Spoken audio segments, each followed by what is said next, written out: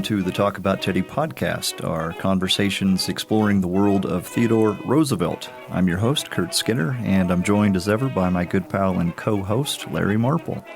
Morning, Kurt. Hey, good morning, Larry. We got another good episode here today. We've been excited about trying to get the former head curator of Sagamore Hill, Susan Sarna, on the show. I know. That's a job that I hate to admit it, but I'm jealous. Yeah. To be able to curate the home and the life of Theodore, Edith, the children. Oh my, yeah. Yeah. She spent so long there in place, and I was surprised to learn from her that was really her first job in public history. So Pretty amazing break there. So Larry, we got a chance to meet Susan this October at the Theodore Roosevelt Association annual meeting, and invited her to come on, and we are so pleased that she said yes. Yes, I was delighted when we sat there and offered the opportunity, and she jumped at the idea. So yeah. Well, let's tell our listeners a little bit about Susan.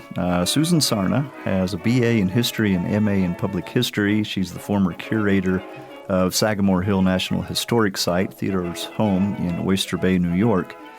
Susan managed a collection of over 250,000 objects that tell the story of TR and his family. She managed two separate multi-year, multi-million-dollar renovations of the 26-room historic mansion, and she provided a new vision for interpretation through 7 temporary exhibits and the redesign of permanent exhibits at the Old Orchard Museum there.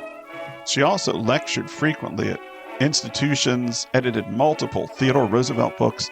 She wrote articles for newsletters and academic journals, and she's also had the honor to work on several documentaries, including Ken Burns' series, The Roosevelts, An Intimate History.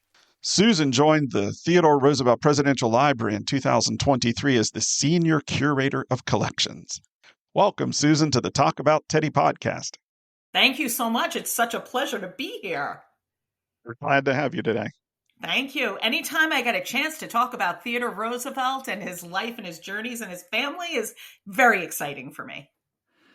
Well, yeah, this is exciting for us, and I think it's going to be for all of our listeners who are intrigued by the life of Theodore Roosevelt, who love history, who love being in historical spaces and surrounded by historical artifacts. You have made your life in curating the life of Theodore Roosevelt. That's a pretty cool thing to do, it sounds like. It was a fantastic adventure that seems to just keep going on and on, which is wonderful. The more the years go by, the more I learn. The older I get, the more I understand Edith and TR's nuances. And the best part about this is I've never met the two, but I feel like I have. When you spend 30 years sitting in their home, caring for their objects that they cared so much about, you learn their personalities and their nuances, and it takes on everything in their house, takes on a whole new meaning, and you can figure out a personality by just looking at what they surround themselves with. Yeah, that's so. That kind of gets to one of our first questions here is, could you describe the work of a museum curator? What kind of background, education, training goes into the making of a curator? Sure. So I started my career, I was going to grad school for public history. I wanted to study history through artifacts, through museum exhibits, not through books. In college, I would get bored after 2 chapters of something. It just never came alive off the pages for me. It wasn't my way to learn. And I don't like to sit and write as much. I like people to see the look in their eyes when they walk in and they see an exhibit, and all of a sudden it's like the aha moment goes off and they get it. And they haven't even read the words yet. They get it because they see what they're surrounded with, and they can come up with their own conclusions also. And that's a key thing for me. I didn't want to write and say, this is what TR thought at this time. I wanted visitor to be able to come in and to be able to have a conclusion on their own and come up with what they thought TR and Edith and the children's personalities were based on what they saw. And that to me was so exciting. So I went to grad school for public history. While I was going to grad school, I was teaching at the time, and we were doing a conference at Hofstra on presidents. And so I was doing an exhibit on Theodore Roosevelt.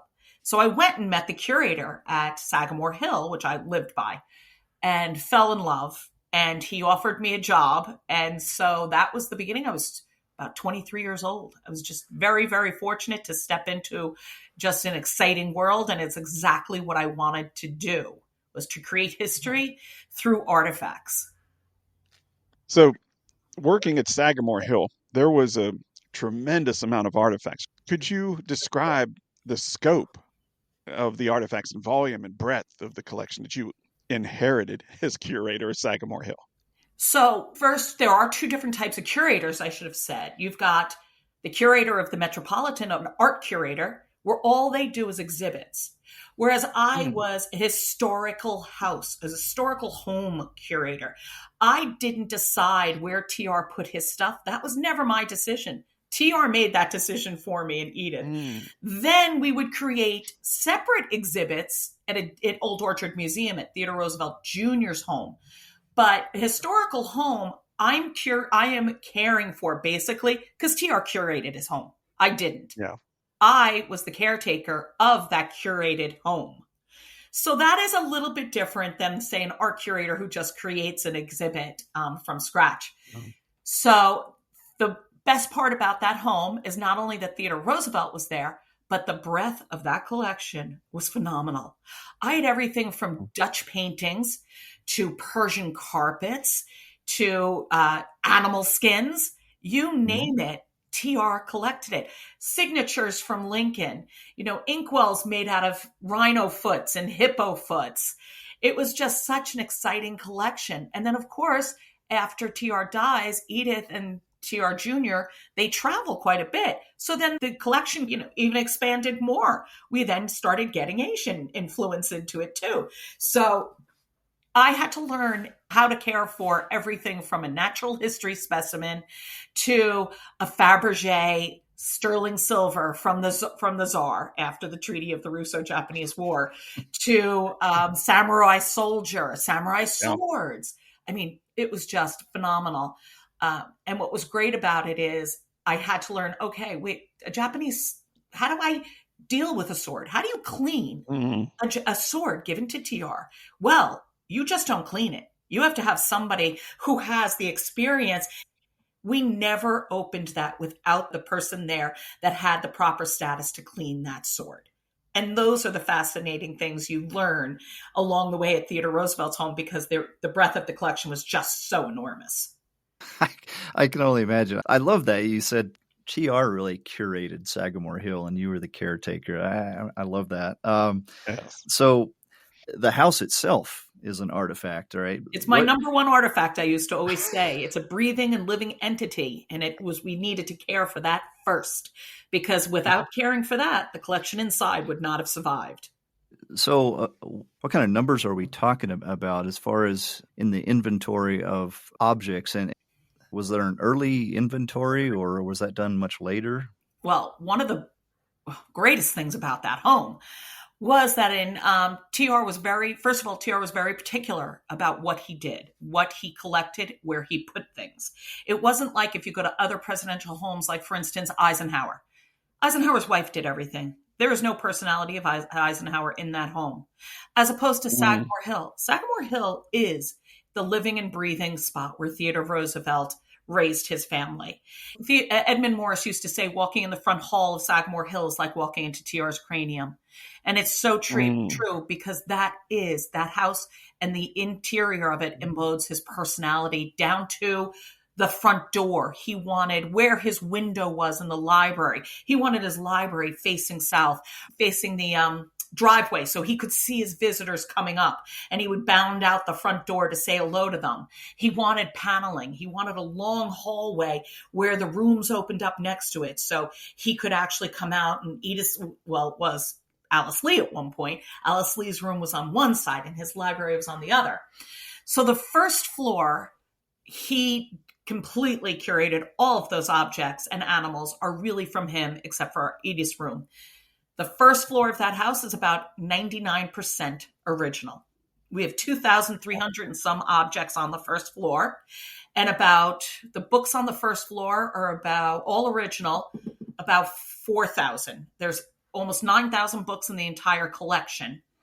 And as the second and third floor go up, the collection gets a little bit less original, just because curtains, organic material, curtains, carpets, bed linens, they don't tend to survive. So the curtains are all reproduction. The carpets on the second and third floor tend to be less original because the family used them and wore them. Whereas the first floor, Edith really did take care of. The lighting fixtures on the first floor, all original.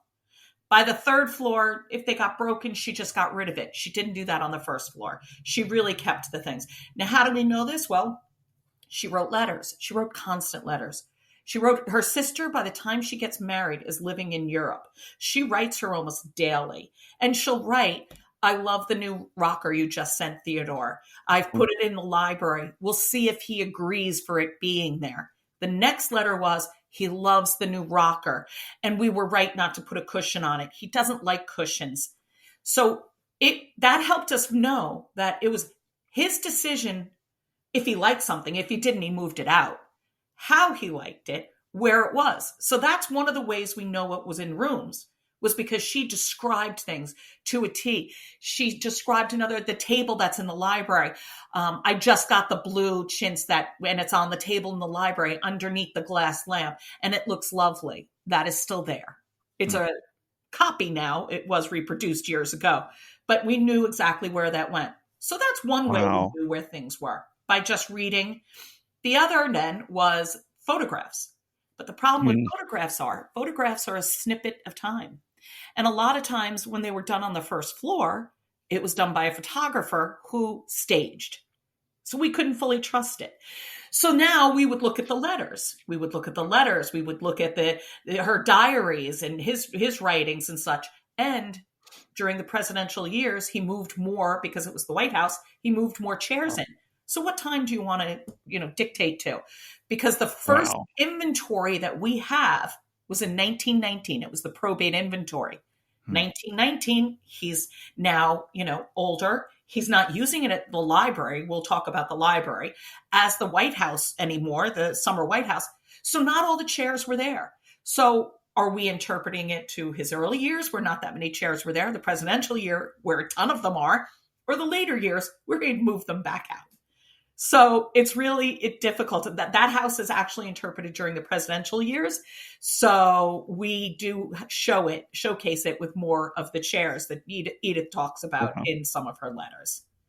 Now, that library alone, there is 100% original, except for the curtains and the zebra skin. Every book in that room, everything else is original. And we went to great pains to keep everything in pristine condition. The zebra skin, every time that door opens, you have a tour of 20 people coming in. The air would rush in. The zebra skin sits right in that front. So he did not survive over the years. And there's the infamous picture of TR during World War I sitting with his grandchildren. They have the chairs on the zebra skin. So that zebra skin didn't quite last as long. So then the hallway it's the carpets. Obviously, we have people on every day. So the hallway carpets and things in the hallway, the paintings and the animals are original, but we couldn't, this obviously wouldn't survive. And then the dining rooms, except for the curtains, 100%. The north room, except for the shades, 100%. Wow. Yeah. And his gun room then is probably 95% original, because that's another key room in the house. Love the gun room. Yeah. Yes. Yeah. Just one question about the taxidermy. Obviously, taxidermy doesn't hold up with time that well, so that must take a lot of special care as well. Yes. So over the years, I had 3 different conservators in there constantly for the past 25 years. Every about 10 to 12 years, they need some care, especially the Cape Buffalo. The Cape Buffalo in the front hall gets hit hard every time that door opens. And people tend to touch her more. So she took a beating, and the heat and humidity in the house, obviously it's not controlled. And Edith used to call the house a bird cage. And it was. When we restored the house at one point, we did thermal imaging and you could see the cold air coming through the walls. And we couldn't insulate Wow. because it wouldn't the house would stop breathing. And if the house didn't breathe, the way the structure was, the bloom construction, it wouldn't survive. So we couldn't put insulation in. So we had to figure out how to care for the objects with knowing full well we would never have a perfect climate in that house. Most of the animals are very happy at this point. But poor, we called her Fred, the Cape Buffalo in the front hall from TR's trip to Africa, wasn't doing well. Her neck didn't have a lot of fur on it. When you just have leather, the leather expands and contracts over time. She didn't do well. So during the pandemic, she is an example of a replica. I'm sorry. I had a replica made of her. So the original is actually in storage for preservation reasons, and you can swap it. Every couple of years, they can put the original back up, but she needs to be in a climate-controlled area so her skin will stop. Every time it expands and contracts, it rips a little bit more. And we had fillers. We had conservators put fillers in it so it would try to stop it. It was like fillers were like elastic, and they would go in and out with her. Because in the summer, when it's humidity, it closes up. In the winter, when there's no humidity, it dries out and it ripped more. So she is an example of that one that we finally time won on her, and we had to put her to preserve her. Now, why do we want to preserve her so much? Well, Theodore Roosevelt's collection is still used to this day. It is the number one collection at the Smithsonian studied. The DNA in her, the DNA in the buffaloes and all of those skins, one day they might want to study, and we want to preserve it and make sure that we have those collections intact and ready to go just in case they need to do something. The buffaloes, for instance, in the North Room, they're in wonderful condition. The reason why they are, and I'm probably jumping around, sorry, gentlemen, but the North Room. No, this is fine. After Edith died, she built a wall. And she put a little door, and she stopped using the North Room because the North Room was added in 1905 on a separate heating system. Edith didn't want to heat that room and the whole house, so she shut it off. Best thing she could have done, because she refrigerated that room for us. So all of the animals, as people call it, the trophy room, all of those political memorabilia too, the paintings, they were all refrigerated. Nobody touched them. So they're in actually pretty darn good condition. The buffaloes, the wapita, the elk-heads that are in there are in pretty good condition. Those buffalo, the buffalo that's at Medora at Theodore Roosevelt Park, they're studying them now, the Park Service. They have found the DNA is completely different than the DNA from ours, because ours were taken before the buffalo started with cows so much. They have now, the genetics are mixed and bred with more cows and steer and such. So their genetics have changed. So it's important to keep studying these things and keep them as pristine as possible. The ones in the hallway from Africa, they're doing darn well. And we should say that Clark, one of the taxidermists, a lot of credit goes to him because he was a great taxidermist. And hanging there for so long, they've done darn well. Well, you mentioned this a little bit with filling in items when you needed to. Yes. How do you go about acquiring new items to fill gaps in the collection? So what we try to do, we call them ad libs. For instance, like on a desk, there's a blotter. The blotter didn't exist anymore. So that was an easy one. We just tried to find a replica from all the photographs. So taxidermy in 1900 was different than taxidermy in 2024. So I'll use the Cape Buffalo as an example. I tried to find a replica of the Cape Buffalo, but the taxidermy was so different now to then. We now put more of the chest into it. Theodore Roosevelt's, if you look at their mounts, it's mostly just the head. It was definitely done differently. The eyes were different. They didn't have plastic.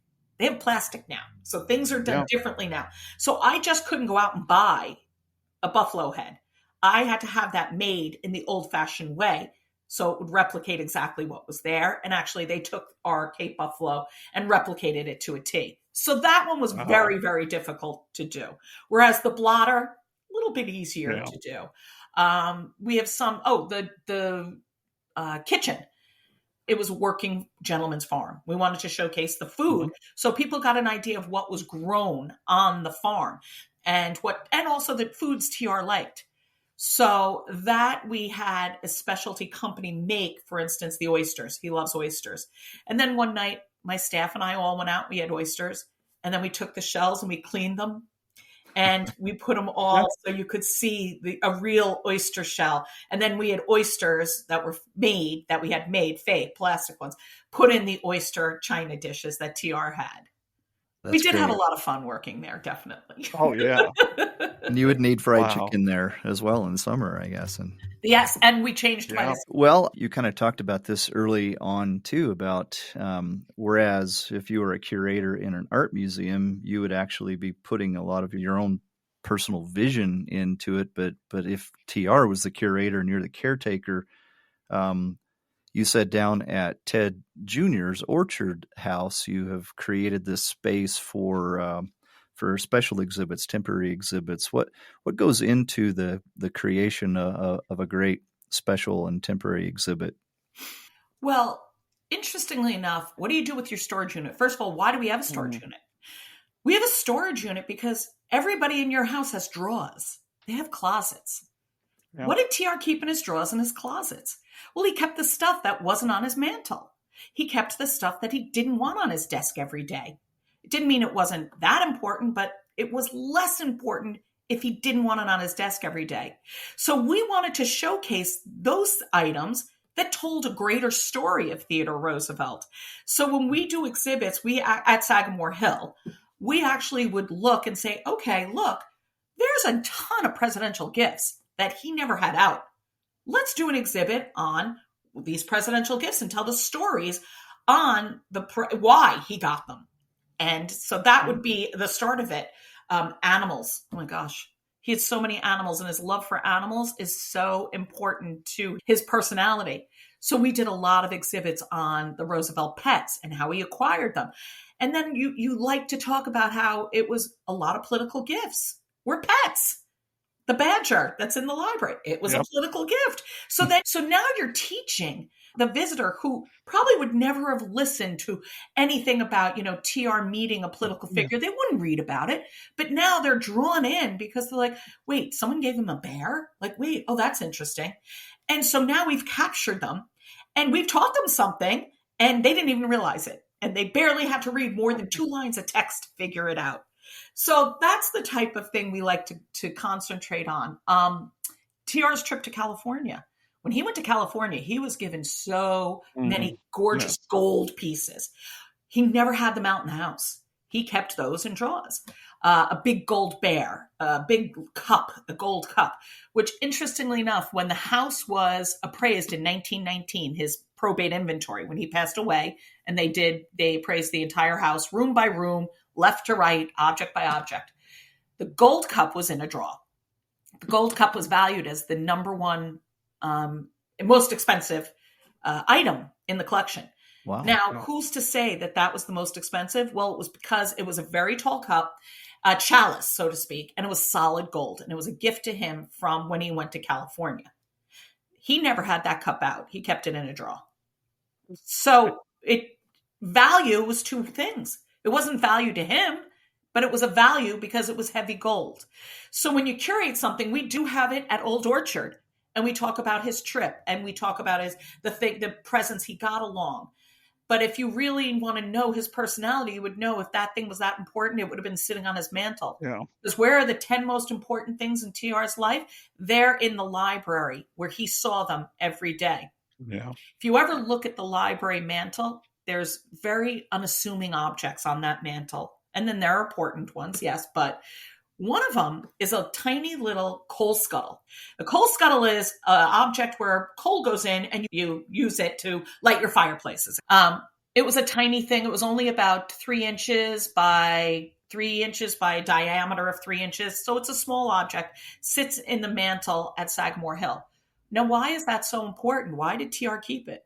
Well, that was a gift that TR got after the coal strike that the miners gave him. That was in the beginning of the presidency, and it's what set the tone for the rest of the presidency. He was the first president to side with the workers as opposed to the working class.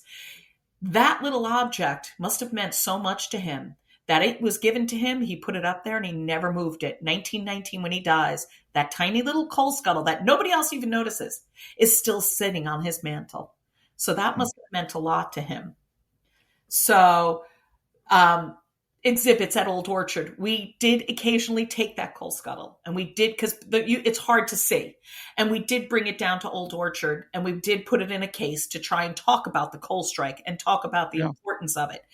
But when you take it out of situ, it does change the meaning, and now you have to change the way you describe it. So we did occasionally take stuff out of the house like that, bring it to Old Orchard, and design exhibits about stuff that was on exhibit for the Treaty of the Russo-Japanese War.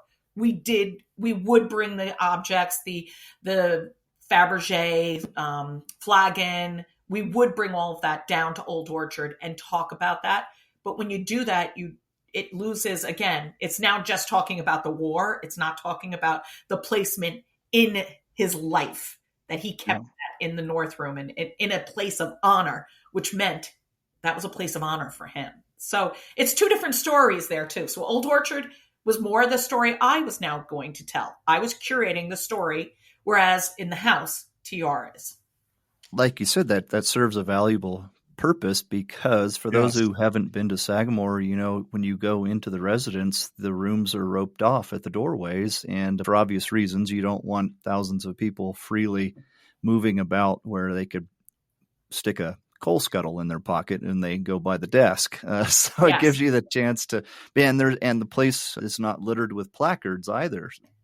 When we restored the house the first time in 1992, we decided to take out all of the placards because somebody reading doesn't get the nuances. They're reading, they're looking down, they're reading a plaque. They're not absorbing. And I learned this the best working with Edmund Morris. When I first got to Sagamore Hill, Edmund Morris was researching his second book. He already had won the Pulitzer Prize for the first one. He would come to Sagamore Hill, and I was assigned to assist him when he was at Sagamore Hill. And he would stand at the gate and just look at the room for hours. And I was always like, gosh, what is he doing? And finally I learned from him that he's taking it all in. He's observing it. He's putting himself in the place. And if we wanted a visitor to get into TR's world, to get into TR's head, we couldn't have them reading. We had to do tours.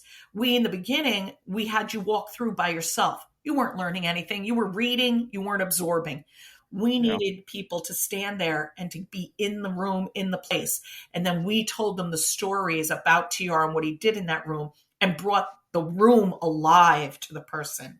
And that was a crucial thing I learned from Edmund. And whenever I had a new staff member come in and they would say, what do I do first? I would say, you're going to go to the North Room and you're going to sit in the middle of the room. And you're going to get the sight, the smell, sound, and you're going to look at every object and study it, study how it is, because that's how you're going to learn about Theodore Roosevelt, through his rooms, before you start learning through books. Because a book is written by somebody, these rooms were written by him. Oh, what a privilege. Yeah. When my wife and I visited in December of 2019 and were able to have the honor of portraying TR and Edith in the house, they let us into the North Room to film a Christmas greeting for the National Park Service. And that was a religious experience. I'm standing in the middle of this room, dressed as TR, but feeling like he's right there. I mean, you can see the lion skin, you see the samurai suit, you see every little piece. And I'm envious of both you and Edmund Morris to be able to stand there for hours. We only had maybe a half an hour, but it makes it real. It definitely was a privilege. I totally agree. And when people would come and be like, can I just go in? I'd be like, okay, that carpet was a gift to him from the, we can't just let everyone traipse on it. No. You did have to occasionally say sorry. Even like filming, when we had Ken Burns come film, that was very tough. Because why have something if nobody can learn from it? So I was adamant that we had to do every filming that we could, especially a Ken Burns documentary. But that one was tough, and it did cause some wear and tear. But I felt like it was wear and tear worthy because we needed to get out the word to more people. And a lot of Okay. people couldn't come. We didn't have Google's arts and culture at that point. The internet wasn't, I mean, this was done on VHS. So I Okay. felt like this was worthy to get the word out on Theodore Roosevelt so more people could learn from him and be in that room like you were. They went above and beyond in their research. I may not agree with everything that they said or did, the Roosevelts did. And again, this is where people put in their personalities, their personal thoughts sometimes. But their research and the breadth of the story was so large that it will be timeless. And I like the way Ken Burns gives you room to do a lot of your own interpretation also. So I just thought that they really dotted every I and crossed every T. They went to private collections. They went to the family members. They went to several different historians. So I think they really tried to give the largest, most comprehensive story they could on the subject. And they were the people we worked with. They knew the importance of their projects and they respected the importance of their project. I just really enjoyed working with the production crew quite a bit. Well, you mentioned Google Arts and Culture. Could you tell our listeners a little bit more about what that initiative was? So Google came to us and said, we want to do exhibits online on Google Arts and Culture. And if you Google Arts and Culture and Sagamore Hill, it'll come up.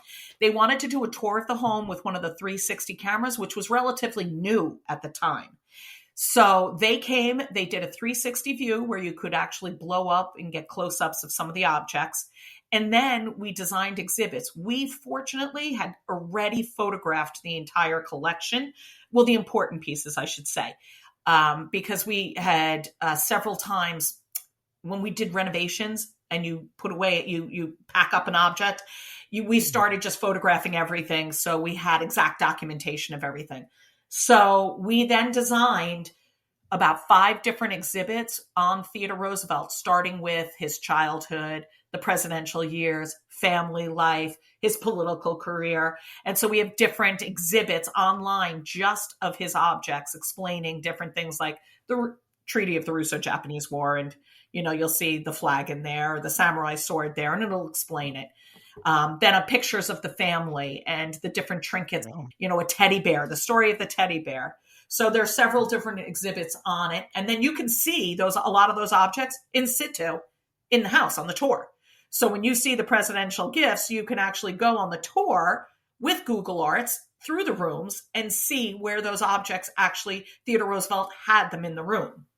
Before my first visit there this past year, I spent a lot of time with Google Arts and Culture because because there are no placards, thankfully, in the residence. Yes. That it's such a great primer to look at before you go in the house for the first time. Even on the second floor, mentioning the gates, the placards were on the gates. The second and third floor, if you've noticed, and hopefully you didn't even notice, there are no gates. It's just velvet ropes. And I really, really, when we redid the house in the early 90s, we wanted to take away the gates altogether. Unfortunately, the public would not allow that because what we find even on the second and third floor is little kids run under that velvet rope all the time, and we still have some issues. And it is an important collection, especially the first floor is, like we said, 100% original of the artifacts, except for the organic materials. So we really couldn't chance having just a velvet rope. But the reason why we wanted just a velvet rope, so you felt like you were one. There was nothing blocking you from being in that moment. But that was the best we could do. That is also why the gates are dark and they match the paneling. So hopefully it all blended together so the visitor wouldn't even see it. Mm-hmm. So you mentioned earlier that the home is set up during TR's presidency. Yes. Were there times or in different rooms where you interpret different time periods of the family's life? We did take great lenience, so to speak, political license or artistic license. There shouldn't be African animals. TR went to Africa after the presidency. We also have specimens from his South American trip. So we did take a little license in some areas, but that story of his scientific expedition in Africa is so important that we have to showcase it. But to interpret just during the presidential years, we would have had to take some of that out. But we chose to keep that and tell both stories at once. And it does seamlessly go together, and people they're not ripped out of one time period and into another. The other time period that we did take a little license is the nursery. We did take the crib out. There was a crib for a while, because that was way too early. It just did not work. But the nursery still is a little early. Quentin was a little older during the presidential years. I mean, not that old. He was only 5 or 6, but he didn't have a nurse. He didn't have we do have a kiddie coop, but we felt we needed to show the different aspects of the children growing up in the house. Yeah. So we did take a little bit of our artistic license in that room also. The gun room actually has some other artifacts too. For instance, it has a typewriter. TR didn't type. His secretary typed for him. So that actually is a little bit, he didn't have a secretary early on. Most of the time that he worked with his secretary during the presidential years, it would have been in the library because that was the working office. The gun room was his private office. That was really later when he was working for writing articles for like the Outlook and all of those post-presidency jobs he had. That secretary would sit up there, not in the library. So that's a little bit on later too. But it's all aspects of his life that are important. The family life we could not have not included. Family to Theodore Roosevelt was so prominent in his life. It was so important in his life. So we had to add that. The expeditions he took, very prominent in his life. We had to add that. And then there are a couple of afterlives. Yeah, I like the fact, too, that there's some intent there to tell the story of the live-in staff as well. That was so important. So when the house actually first opened, the Theodore Roosevelt Association had purchased the house from the family. The family knew long before Edith died that the house was going to become a museum. We have the original letters of Theodore Roosevelt Jr. writing to his brothers and sisters and saying, okay, this is the decision. I'm building Old Orchard. I'm going to live there. We're going to sell the main house to the Theodore Roosevelt Association. They'd been asking for years for Edith to sell, and she had not wanted to. So they decided before she passed on, and that's another inventory we have then, is her probate inventory. And they did an inventory before she passed away because they wanted to establish what artifacts would go with the house. So when the Theodore Roosevelt Association buys the house, Old Orchard is still being lived in by Ted Jr.'s wife, Eleanor. So the third floor is complete. Oh, and the third floor has no electricity on it.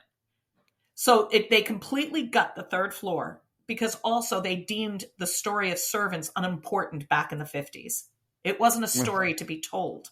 So the third floor became the shrine to Theodore Roosevelt Jr. and the other kids that had passed away, Quentin and Kermit. So the third floor was all exhibits on the rest of the family. When the TRA donated the home to the National Park Service, the Park Service then tried to get back to the original plans and turned it back into the servants' quarters. So the people that saw the house in the 50s when the Theodore Roosevelt Association had it, the story of the servants was not told. The Park Service brought that story back in. And this is an example, though, of how times do change. Interpretation of things do change over time. And that's okay. You know, it's just a different time period. So that is now a crucial part in the story. We talk about Mame, who, of course, worked for Edith when she was a child, the governess. And it's a fascinating story to think that Edith's governess, that when she was a child, actually became her children's governess. And she had a place of honor up on the third floor. She had her own room. And then we talk about the Irish servants and their connection to the area, how when they worked, it's really a strong story that needs also to be told. We have great pictures of the kids with the governess. So it's a story that needed to be told. And so the Park Service did bring that back. And Edith did feel she couldn't run that house without at least 6 servants. Makes sense. Well, if in addition to some of the things you've already mentioned, were there any other curatorial challenges that we haven't talked about yet in a place like Sagamore? So one of the biggest hurdles that a curator in a historic home deals with is families and their connections and their personal connections to their items. And a family member would come in and say, oh, we've had this hanging in our house. It's our great grandfather and he's here with TR. And, we would like to sell it to you or donate it to you. And you're looking at the photo thinking, oh, I have to be the one to tell them that this picture that has hung in their home for 100 years, TR is nowhere to be found in it. And it was always upsetting to have to be the one to tell people that I'm sorry.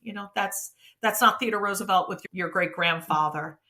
Or, Theodore Roosevelt signed this artifact, and you looked at it and you knew it wasn't Theodore Roosevelt's signature.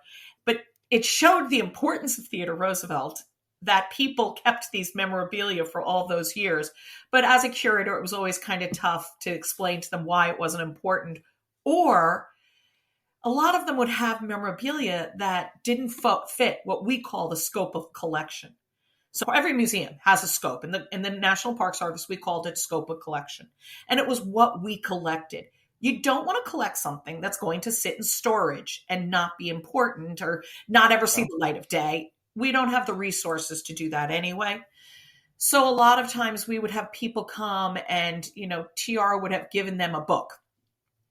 And it's just a book on TR wrote it. TR actually would give gifts away, especially books he wrote. Edith was infamous for that, sending them, titles of his books. And authors today do that too.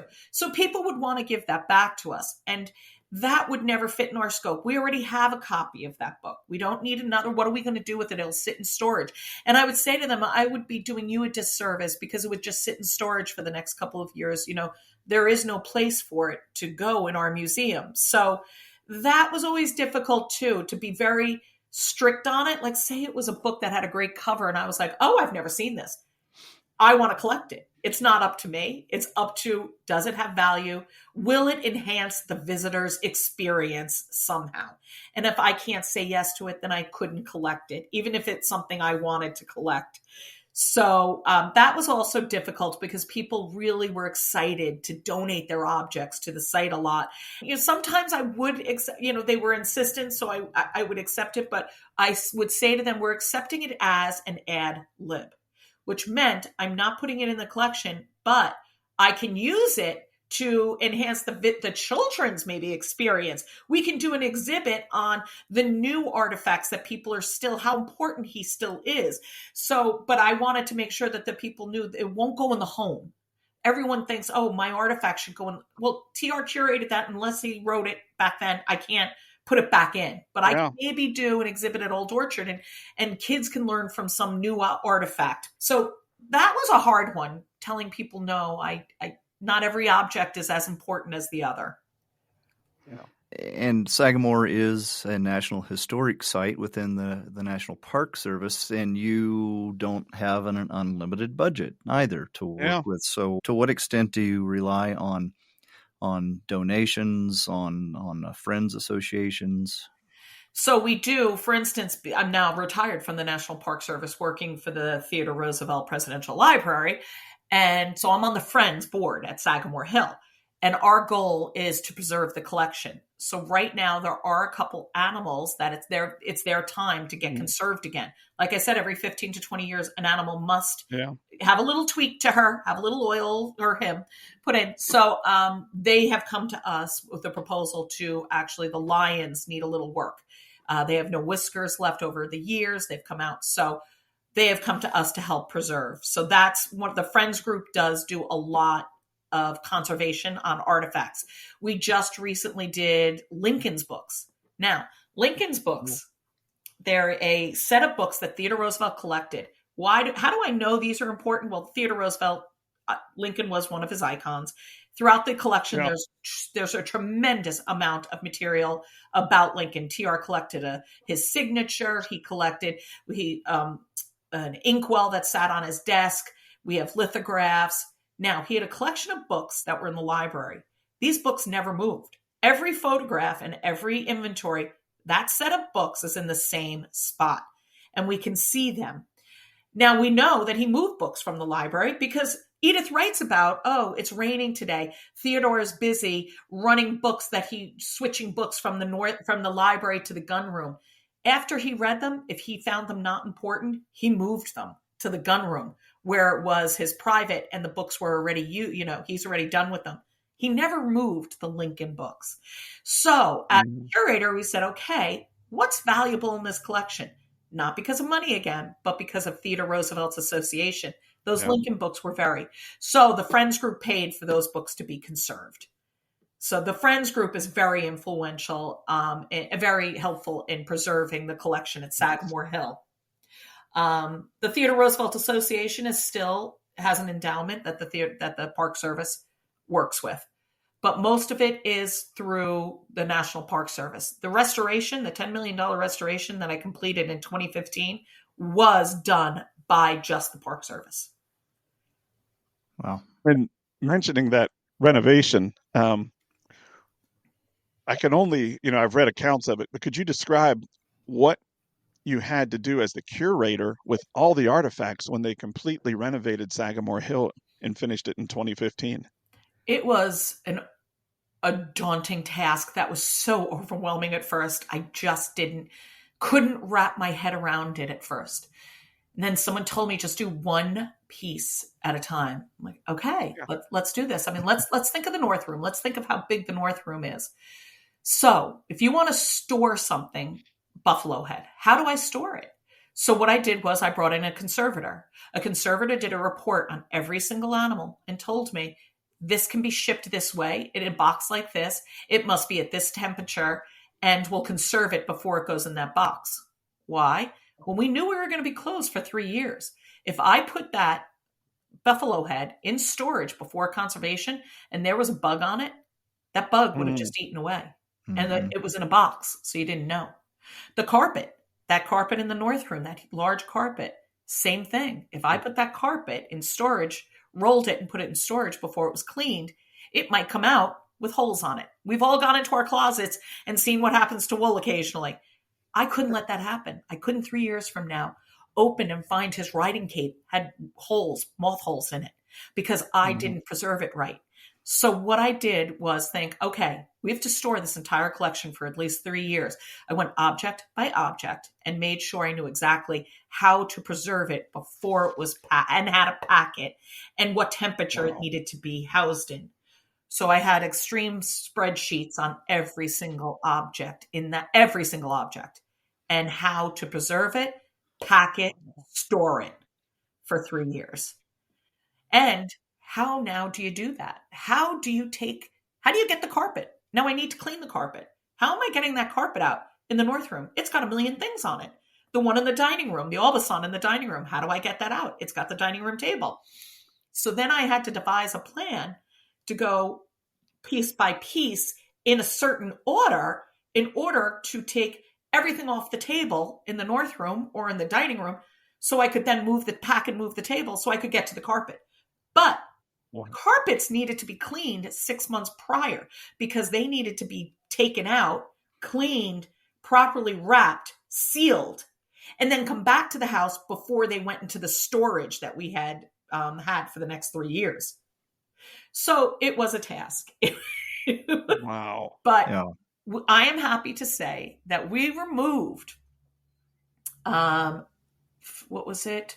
Like 26,000 objects from the house, packed them, stored them, returned them. Not one thing got broken or stolen or damaged in the process. And it was amazing. Talk about learning a collection. When people say, how do you know that collection so well beyond sitting in those rooms and being the caretaker for 30 years? When you pack up every single object, you do learn a lot about it. And the other thing was I had to prioritize. For instance, the zebra skin. I knew I had put that as an ad lib in 1992. So I didn't give that high priority. I did not send that out. I did not pay taxpayers money to have that cleaned before it was stored because it was not original. And I concentrated on the original artifacts to Theodore Roosevelt, the importance in his life, and made sure that those were the high priority items. I wasn't going to spend a fortune on the curtains. They weren't original. They were purchased by the TRA, and we replaced a lot of them in the 90s. So again, I did with those, I sent those to the local dry cleaner, and then we hung them in the attic at Old Orchard. I did not waste taxpayers' money, and then we put them back, and they were just fine. So I did prioritize everything in the collection too, and the books also, everything. Yeah, well, Larry and I are both really interested in stuff, Oh, about yeah. the physical My wife culture. would say too much. But, and I know that this is kind of a loaded question. It's like, which are your favorite children? But I think Larry and I could probably name some of our favorite items associated with Roosevelt's life that are stored there at Sagamore. But you spent so many years working amongst the physical life of Roosevelt. Do you have favorite items that stand out to you, or favorite places in the house as well, maybe? It's the library. You can tell his entire life story by being in the library. So where that coal scuttle is, which by the way, I was giving a tour 6 months before Edmund Morris died. He came with his family and friends. And he always made me give the tours, which by the way is nerve wracking. Try giving Edmund Morris a tour. I mean, come on. So, and he was always, such a gentleman. Him and his Sylvia were just wonderful, absolutely wonderful. And I'm giving a tour to his friends. And the first thing I always start talking about is telling his life story through the artifacts. And when I get to the coal scuttle, all of a sudden Edmund whips around and he's like, and he would join in whenever he had something he wanted to talk about. So the coal scuttle is my favorite object in that room because it talks about the significance of TR having the smallest little item that most people don't even know what it is, yet such a strong impact on him that he kept it on that mantle all those years. And Edmund Morris then whips around and starts saying, and that's my favorite artifact in the house. And I was like, oh, wow, I have something in common with Edmund Morris. Yeah. So that actually is one of my favorites because it really starts telling the story how this aristocratic, this man who grew up in this wealthy family and who played tennis with, the Vanderbilts down the road is now fighting against these people. And it just is fascinating. Yeah. It's a fascinating story. And so that's one of my favorites. And then down a little further is this tiny clay pot, about the same size as the coal scuttle, 4 or 5 inch diameter type. So one day I'm looking through pictures and I see that same artifact is in his apartment in Harvard. So why? And it sits on the mantle. There's no markings on it at all.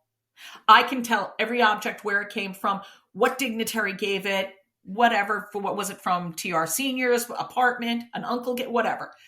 No, this one we have no knowledge of. But it was always there, and it was in his apartment at Harvard. So it must have meant something to TR, and I just can't wait till someday ask him where that artifact came from. So next to the coal scuttle are these 2 silver plaques. They're from medieval times, and TR collected them when he lived in Germany, when he was a young boy. Yeah. You can talk about TR's trip to Europe. You can talk about when he went to the Nile then and go into all of that. But just looking at that one piece, you can talk about his childhood from that one piece. And then as you go around the room, you can talk about his father. Yeah. You can talk about all the bronzes, about out west. Then you can go into the bull moose and you can talk about the 1912 run. You can talk about his entire life. Yeah. Never leaving the library.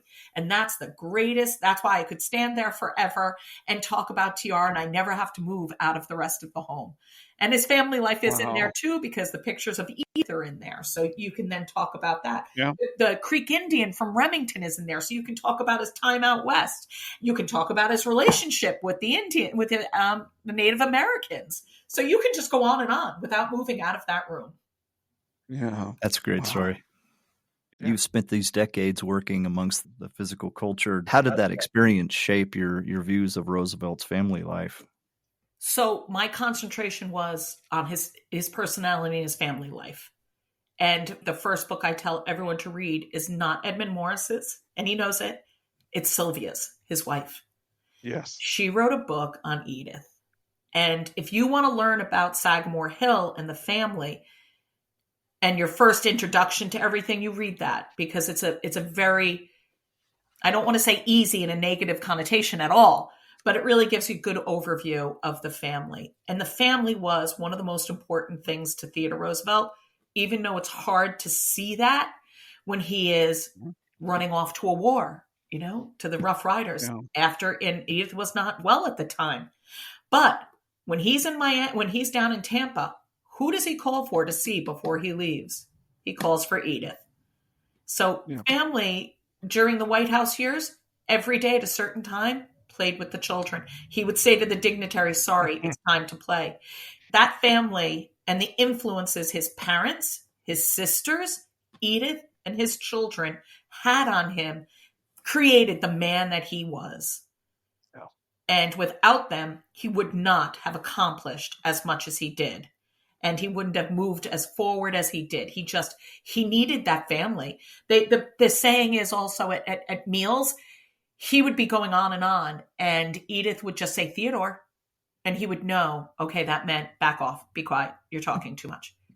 And I know that's a small thing, but that's the important that woman had, the influence that woman had on him, that he knew that one word, he knew, oh, okay, I'm doing too much, back off, and we could go on that Edith ran the finances. She used to say that she would give him $20, and at the end of the week, he couldn't tell you where he put a dime. So the influences of the family were astronomical. And so in order to understand Theodore Roosevelt, you need to visit his home so you can learn about the family and talk about them and realize the influence that they had. Talk about how his sister was the one who helped him because he was now out west after his wife died. It was his sister who really built that house. Him and Alice Lee had planned it. And she was the one who said, I'll take the baby. I'm building the house. You go heal.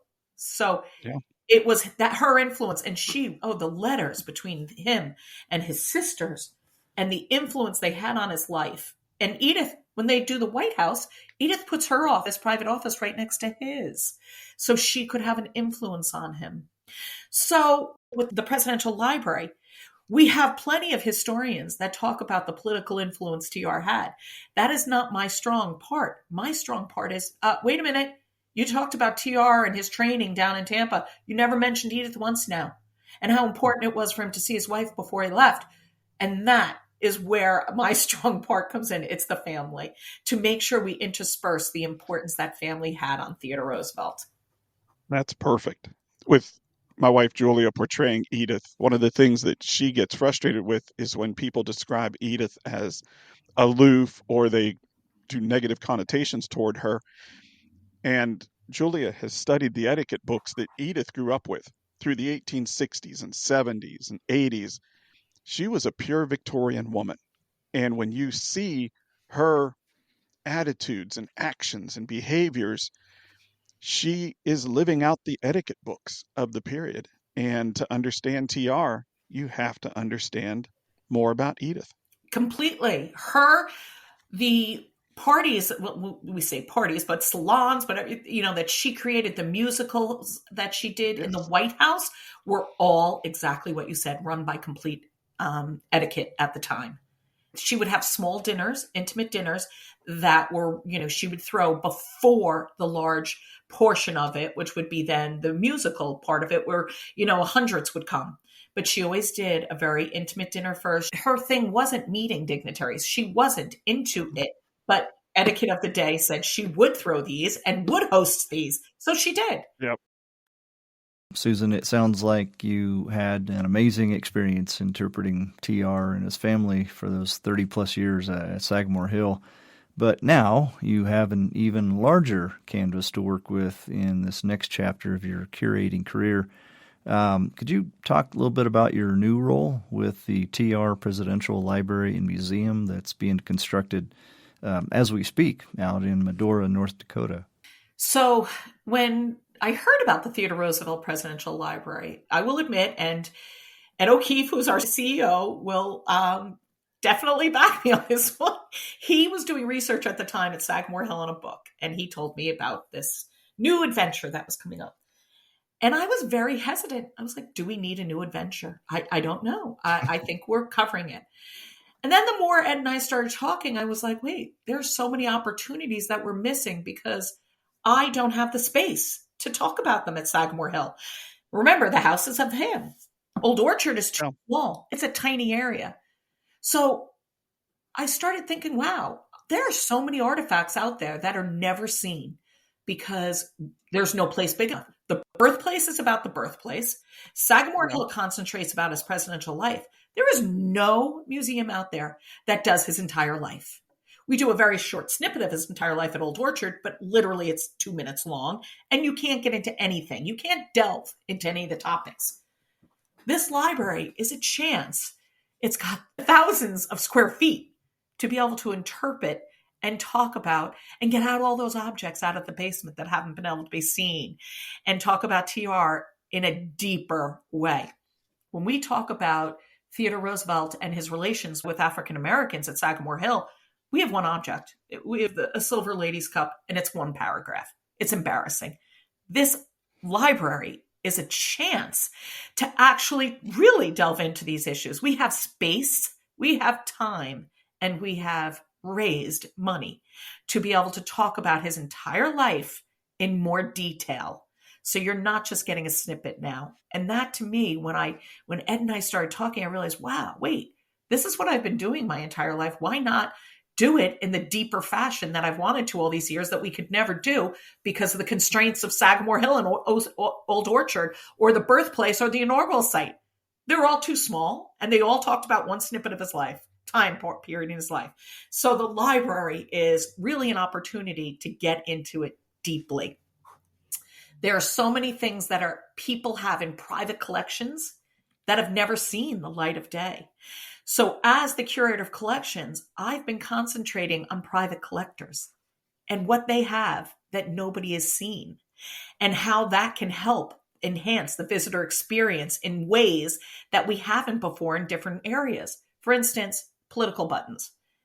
Nobody really talks about any of his time running for, his time under McKinley, and then running for his own offices. What platform was he on? We have no place anywhere to talk about any of that. Well, going to now different collectors are big into pins. This is a big one. So why is this political pin important? A private collector collected it because it was written in a certain celluloid, and it had writings, and it had color.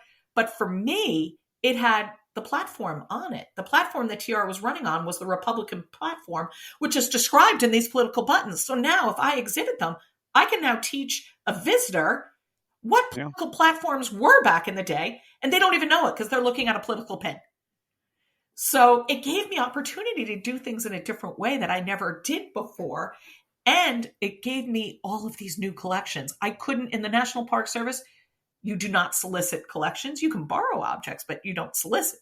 Whereas now I can say, oh, wouldn't it be wonderful for that to be in a collection and seen by millions of people on permanent exhibit somewhere? So and of course you can't see, but I'm smiling ear to ear because I just love being able to delve into it so much now, collecting different things that I never had an opportunity to do before, and to tell TR's story in so many different ways. And of course, still collection focused, as you can hear me talking, definitely. So you've mentioned your vision for the presidential library. What other challenges are there in creating something entirely new? It's challenging, yet because it's brand new, we have opportunities to exhibit objects that I could never exhibit at Sagamore Hill. And why is that? Sagamore Hill is not climate controlled. We don't have great lighting. Even Old Orchard Museum, not permanently climate controlled. We're building a state-of-the-art institution that has perfect climate control, lighting, alarm systems, you name it.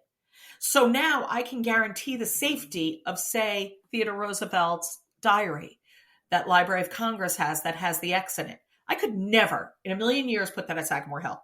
There is nothing secure enough. The lighting's wrong. The atmosphere is wrong. It just, you would never want to damage an artifact that is that important. Yeah. But the museum is built. The library is being built with every bell and whistle for a brand new museum, which is exciting. No other museum on Theodore Roosevelt out there has the capacity that this one has. The specimens. Let's talk about the Smithsonian has thousands of specimens. Museum of Natural History does. That Theodore Roosevelt, a lot of them are even, ready for exhibit, but they don't have the space for it and never will. This gives us an opportunity to actually really talk about Africa and the Amazon in ways that has never been talked about before.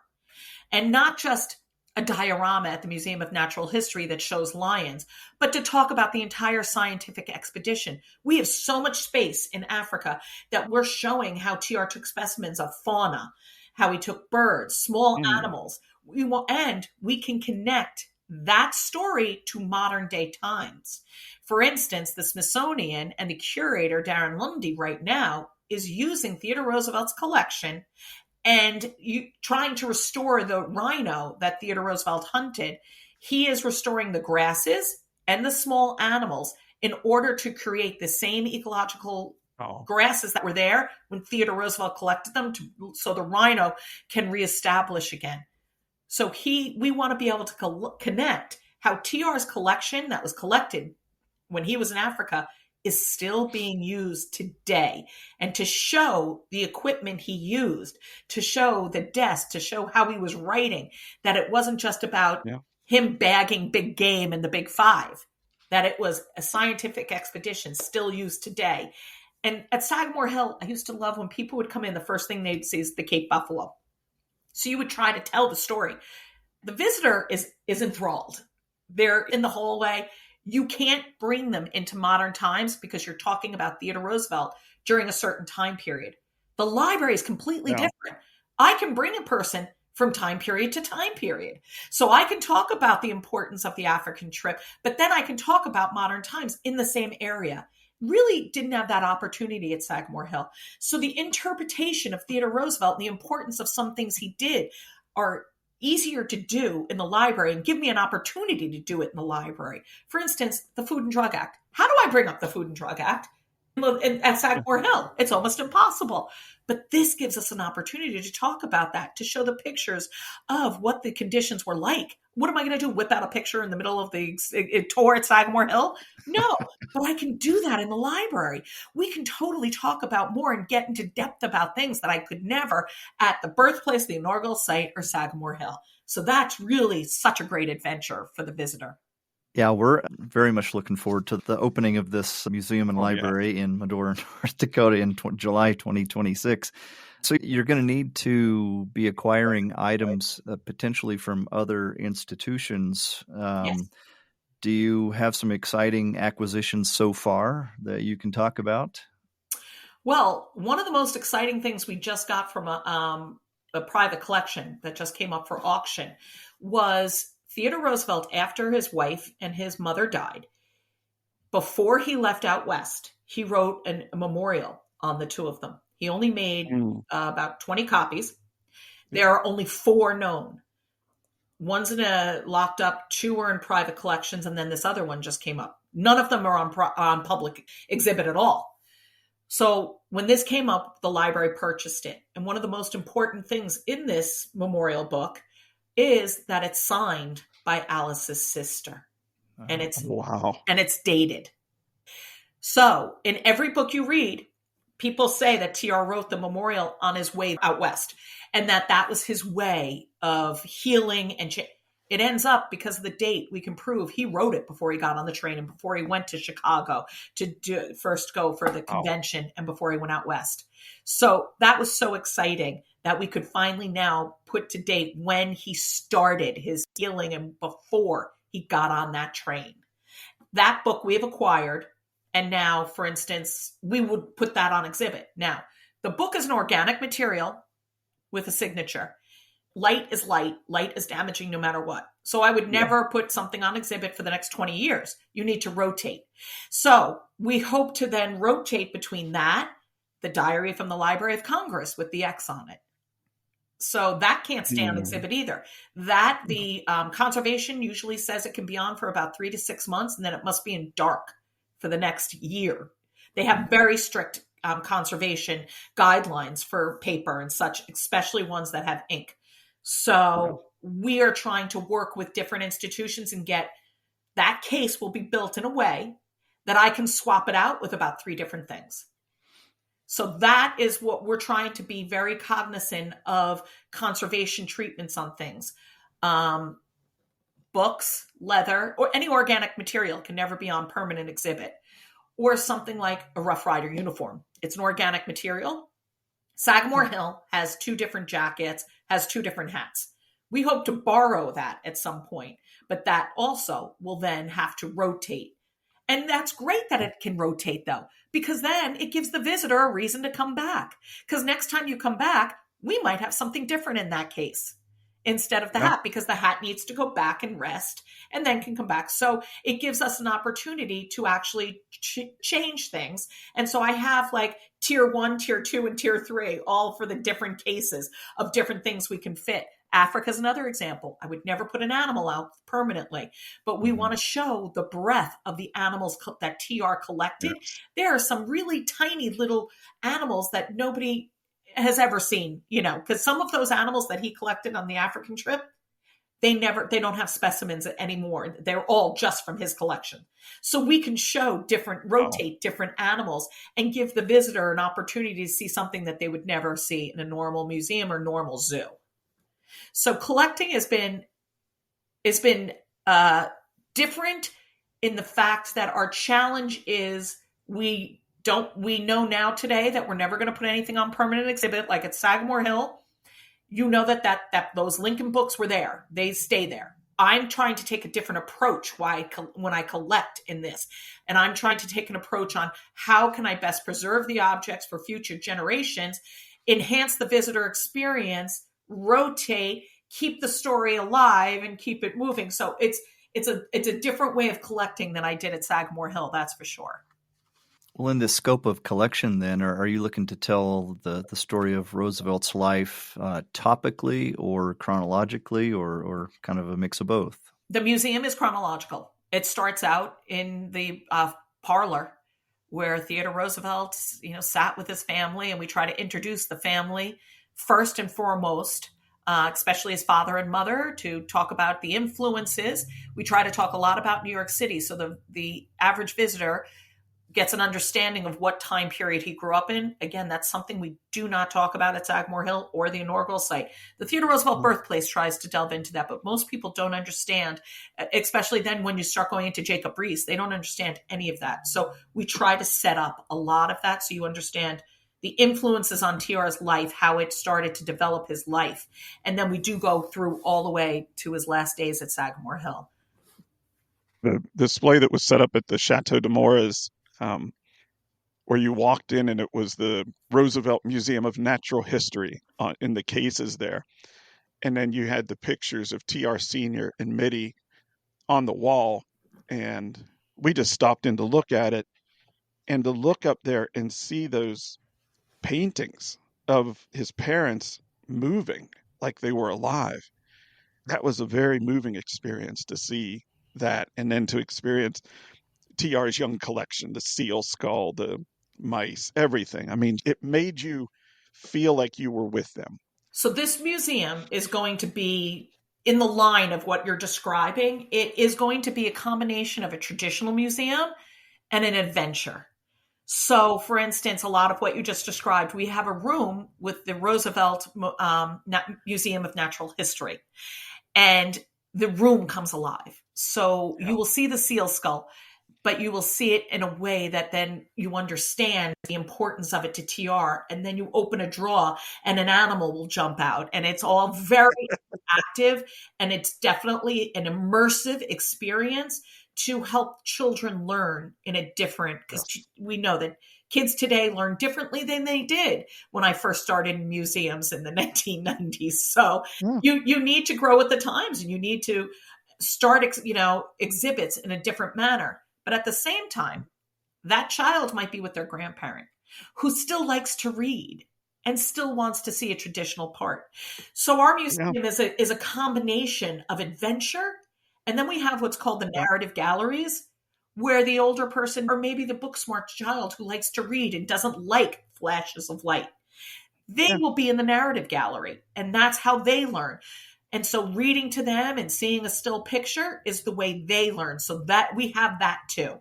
So we've tried to really do a wide span. So the child, the grandparent, the person in between, the person who doesn't like TR, there'll be something for everyone in this museum, in this library.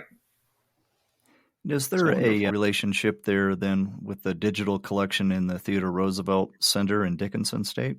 Yes. So the Theodore Roosevelt Center at Dickinson State University is where our storage unit is. So that book I was talking about, a gun from TR, several letters, our collection's growing. That's all stored at a couple rooms at the Theodore Roosevelt Center at Dickinson State University. We will be a presidential library, and the fact that if you want to read his letters that are in Harvard, Library of Congress, any private institution, I think they have about 20 different collections on the Theodore Roosevelt Center website. We will have access at it at the library through another program also. You will also have access to private collectors that have wished for their collections to be on. So, for instance, I have one collector who has a huge collection of memorabilia. He has agreed to let us showcase his collection through digital also. So we have a new program called The Arena, and the public will be able to go through that and say, I want to see a political button from 1912. And if they put in that, they'll see in private collections even the pins that are out there, the memorabilia on Theodore Roosevelt that is out there. That's terrific. So technically, our books aren't sitting in our library, but that's okay because books don't sit in libraries as much anymore. They're all digital. So, and also, what about that visitor that can't visit and will never be able to get to Sagamore Hill, Harvard, Library of Congress, or Medora? They will be able to access the collection and access the museums without having to go there. And also, hopefully, it'll be one-stop shopping. So if you want to read something about Theodore Roosevelt between the TRC and the Presidential Library, you'll be able to find whatever you're looking for, whether it be objects, because the Theodore Roosevelt Center does not put objects on their website as much. They have a couple, but ours will be focused on objects. I saw in a video with you this past year when the Theodore Roosevelt Center and the TR Presidential Library accepted a donation of Edmund Morris's notes from all of his writing projects. So could you just give us a little bit of insight into what that could look like? So it's the Edmund Morris and Sylvia Jukes Morris collection. And let me give you an example of something that we found through processing the collection. First of all, it's the entire collection, except Reagan. The Reagan Library was given all of the Reagan material. But Edmund Morris wrote several books. He was very into Beethoven. His personality was really quite large. It just didn't expand. It just wasn't Theodore Roosevelt. It was quite expansive. So it's really fascinating to look at the entire collection. You get an entire different sense of the man and his intellectual prowess when you look through the entire collection. Now, looking through Sylvia's stuff was fascinating because there is a picture of Theodore Roosevelt and his brother, supposedly, right, hanging out of the window, and everyone has seen it when Lincoln's procession's going by. Nobody could ever prove what this picture was. Well, in the letters, Sylvia writes to the person who found it and says, how do we know that this picture is of Theodore and Eliot? And he says, well, I know for a fact because I took the picture, went to Sagamore Hill, talked to Edith, and Edith confirmed, yes, that's Theodore and his brother Eliot. And at the time, I was locked in a closet crying because I was so loud, because I was so scared from the funeral procession that they didn't want to hear me. So those two boys hanging out that window are, in fact, Theodore and Eliot. Nobody could ever confirm that until we found this letter. Stefan Laurent's letter to Sylvia Jukes proves that, yes, he went with that picture. She confirmed that was her husband hanging out the window. So there are things to be found in this collection because also back then, everything was written letters. When I read Edith's book by Sylvia, I always thought it took on in some areas, I wasn't sure how. Did Edith really think this? Now I'm reading Sylvia wrote letters to family. Now, we're talking the 1980s, 1970s and 80s. A lot of them were still alive, firsthand accounts. They all wrote back and said, oh, my godmother was like this. My grandmother did this or my mother did this because the kids were still alive. So we have firsthand accounts in handwritten letters of their experiences with Edith. And what's really fascinating is then I'll read this excerpt from a family member and think, oh, yeah, see, that kind of says that Edith's like this. Well, Sylvia then wrote in the margins what she felt. So now when I go and read that part of the book, I now have a whole different feeling. Like, where was Sylvia coming from? And now I can see she got that from this excerpt from this family member. And that's how she came up with this part of it. So there is a lot to be had, because remember what I said before, that I didn't want to tell my story. I wanted the family to tell the story. Well, I've never gotten to talk to them. These people have. And so now I'm getting a firsthand account of what they felt during that moment. So you piece all of these pieces together and it gives you a bigger picture of who Edith and TR were, definitely, from reading all of these firsthand accounts. And all of this information is in Edmund and Sylvia archives. Wonderful. You've been very generous with your time. We so appreciate that today. I was going to ask you one final question here, Susan. You've worked 3.5 decades with Theodore Roosevelt. How could you say your work as a Roosevelt curator maybe has changed over the course of your career? Oh, gosh. Well, when I started working, I was in grad school. I was 23. So I wasn't married. I didn't have children. I didn't understand the importance of his family and how it changed him. I didn't understand. The politics was easy. I mean, I studied that in college. That wasn't an issue.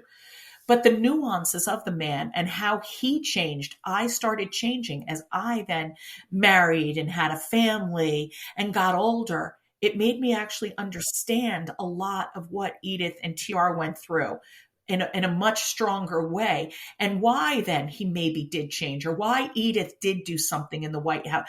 I started to understand why they did it. You can't just read a book and understand them. I think it took being and growing myself to understand how they grew.